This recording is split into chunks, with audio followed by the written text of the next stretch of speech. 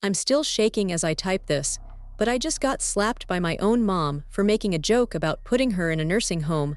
I never thought she'd actually take a swing at me. The worst part is that, after the shock wore off, she had the nerve to laugh it off and tell me I'm being too sensitive. Now I'm left wondering if this is a sign of something deeper and more disturbing in our relationship. The TV in the background is still blaring, but I'm not paying attention to it. I'm too caught up in this conversation with my mom, Julie. She's going on and on about how I'll be able to buy her things and take care of her now that I've got a new job. I feel a surge of frustration every time she mentions it. The smell of freshly brewed coffee wafts through the air, but it's not calming me down. Julie says, "You'll be able to get me that new TV I've been wanting, right?" I try to explain to her that I've got my own plans for my money, but she just talks over me. I'm getting tired of this conversation, and I can feel my anger rising. Dishes clink against the counter as I load the dishwasher, trying to tune out Julie's constant demands. The smell of cooking food wafts from the stove, but my appetite is gone. Julie says, "And what about a new car? Mine's getting old, I need something reliable."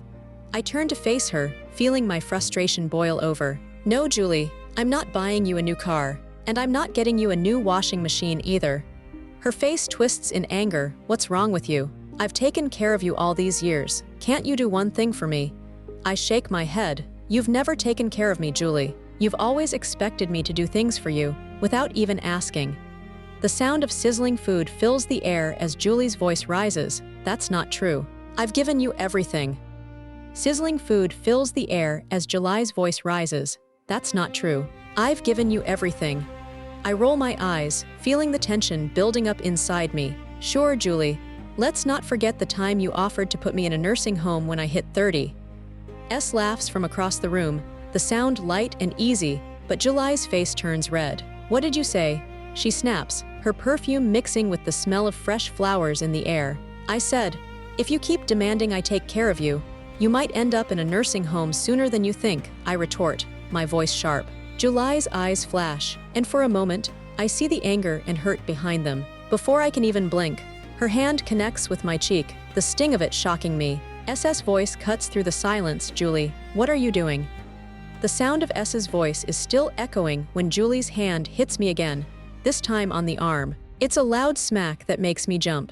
I feel a surge of pain and shock as Julie's fist connects with my shoulder, a third hit that sends a jolt through my body. "Stop it, Julie," I scream, trying to push her away. S rushes over, grabbing Julie's arms and holding her back. "Julie, that's enough," S says firmly. "You can't just hit her like that." Julie struggles against S's grip, her face red with anger. "She deserves it." Julie spits, she's always talking back to me. I'm still trying to process what just happened, my arm throbbing in pain.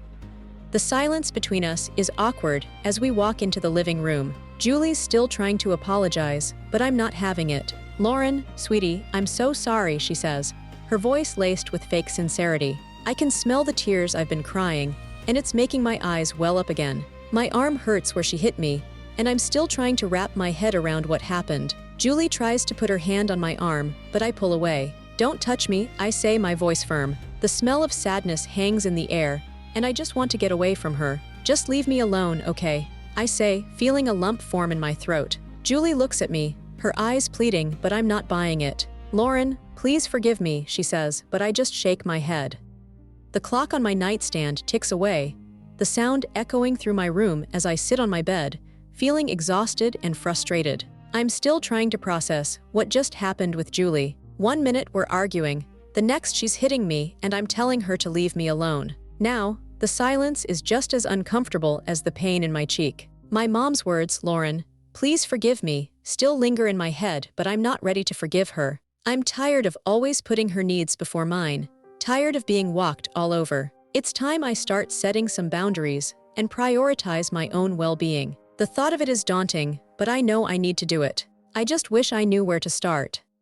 Hello, I'm Dr. Julian Reed. As I analyze the dynamic between Lauren and her mother, Julie, it becomes clear that there are several red flags indicating a deeply dysfunctional relationship. Julie's behavior is marked by a profound sense of entitlement, where she expects Lauren to cater to her every whim without regard for Lauren's own needs or boundaries. This is evident in the way Julie constantly demands that Lauren buy her things, such as a new TV or car, without even acknowledging Lauren's own plans or desires. When Lauren tries to set boundaries, Julie becomes angry and defensive, refusing to accept that her expectations are unreasonable. Julie's reaction to Lauren's joke about putting her in a nursing home is particularly telling. Instead of recognizing the humor or acknowledging Lauren's frustration, Julie becomes violent, physically hitting Lauren. This behavior is not only abusive, but also indicative of a deeper issue: Julie's own fear of abandonment and loss of control. By lashing out at Lauren, Julie is attempting to reassert her dominance and maintain a sense of power in the relationship.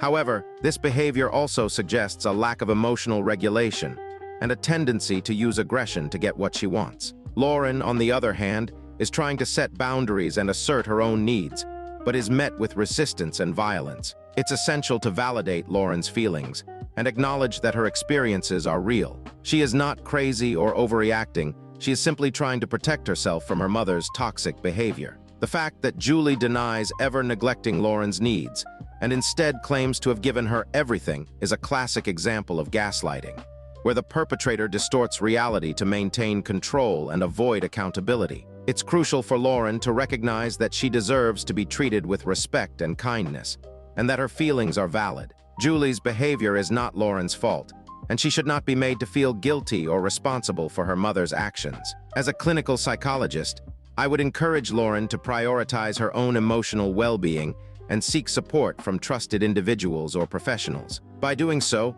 Lauren can begin to break free from the toxic dynamic with her mother and develop a more positive, empowering sense of self. Remember, Lauren, you are not alone, and your feelings are not crazy. You deserve to be treated with dignity and respect.